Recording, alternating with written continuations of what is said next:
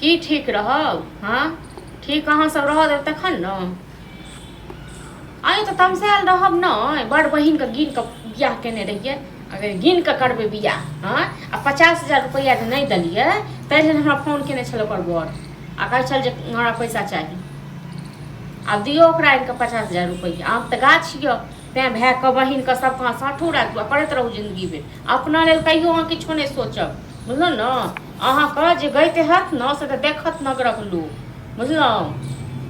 हाँ हाँ फोन आयल छल कहै छल जे हमरा 50,000 रुपया जे हमर गछल छै से हमर दिए। नहीं ओ 5 लाख के कोनो अथी नहीं यऽ। अहाँ तऽ दऽ देलियै खेत बेच कऽ आ कोनो ककरो अथिए नहीं छी। चलू राखू अहाँ फोन दिमाग खराब करै छी खाली सबके बियाह केलकै दान केलकै सब चीज करे के हमरे अथी छल कथि के हल्ला करै छै बड़बड़ाब नहीं। हाँ आयल छल बहिनो के फोन बुझलहुँ न। बड़ खेत बेच के देलक भाय।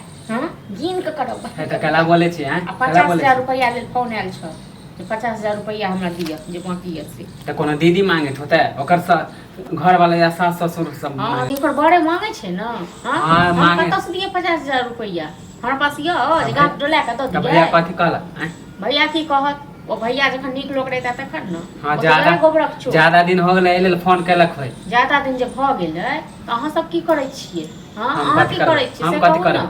खेत ओहन सोना के टुकड़ा छलै से बेच के बियाह दान भेलै। हाँ काल खुना ए घर में लोक नहीं छै न छैये तेहने मनसा निक लोक हां त अहाँ के त ओइ समय में कहै छलो एगो खेत से नहीं होते दूसरा वाला बेच देला त ओइ टाइम में नहीं माने छी। हां लाज लिहाज होइए कोरतियो। हां एकरति लाज लिहाज होइए पैसा नहीं जोगा अहाँ के बहू है त कत रहत बाल बच्चा है त कत रहत सबटा खेत जे बेच के द देबै बहिन के से। हां कथि के एगो आर बेच देबै त कथि हो जेतै कोनो काम जाता हैं कते खेत य न पूरा गांव वही के छी न त तै दुआरे नहीं। हां त बेइज्जत होय छै त उ ठीक होय बेइज्जत होय छै कि हाथ पैर लुल्ही लाग गेलियो। हां कमा के देबै से न खेत बेच के द दियो खेत बेच के। हां त ओ तो पाई कमा ले यार एके बेर किया नहीं कमेता 5 महीना में 50,000 रुपया लोग नहीं कमा लेता है 10 महीना में 6 महीना हो गेलै कहां देलिए 50,000 कहां देलिए कतौ से देब हम सब। अहाँ कथि लेल छियै से कहू न। अच्छा माने हमरे पर भार छोड़े अहीं गिनने छियै 5 लाख रुपया अहीं गिन लिए अहीं पर भार। हां त बाप दादा के संपत्ति है ना ओइ में से अपन ओकर कर्जा हटा दियो। अच्छा कर्जा कथि के कर्जा यो कर्जा खने छियै